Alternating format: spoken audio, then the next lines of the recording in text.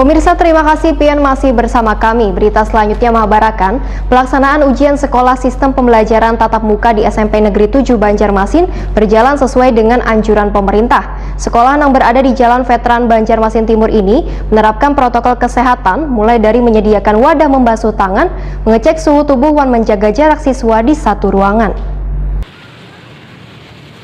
Pelaksanaan ujian sekolah sistem pembelajaran tatap muka di SMP Negeri 7 Banjarmasin berjalan sesuai dengan anjuran pemerintah.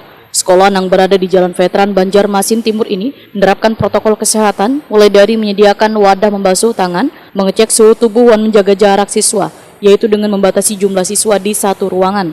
Wakasek SMP Negeri 7 Banjarmasin, Rohman, Waitakoni Prima TV Baisukan Senin 29 Maret 2021 memadahkan jumlah siswa kelas 9 yang mengikuti ujian sekolah berjumlah sekitar 179 orang yang dibagi dalam 11 ruangan. Sehingga masing-masing ruangan hanya diisi 16-17 siswa. Menurut Rohman, sebelum ruangan dimasuki siswa, terlebih dahulu ruangan disemprot disinfektan.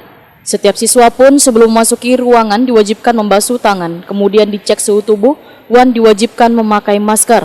Rohman berharap pelaksanaan ujian akhir sekolah dengan pembelajaran tatap muka ini berjalan lancar hingga 11 hari ke depan. Alhamdulillah pelaksanaan ujian PTM di SMP Banjarmasin berjalan lancar.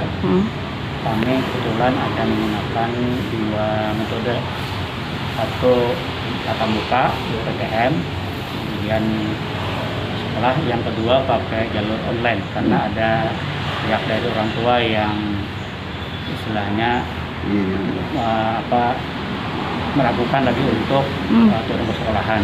Tapi dengan syarat kami menggunakan dua laptop atau dua kamera, yang satu untuk mengerjakan ujian, yang satu untuk monitor supaya adil lah perlakuannya.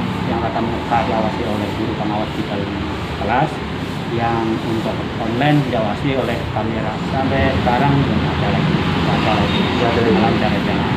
Mudah-mudahan ya kita berharap sampai nanti hari yang ke-11 lancar sukses gitu. Untuk diketahui, pelaksanaan ujian akhir sekolah tingkat menengah pertama digelar mulai 29 Maret hingga 10 April 2021.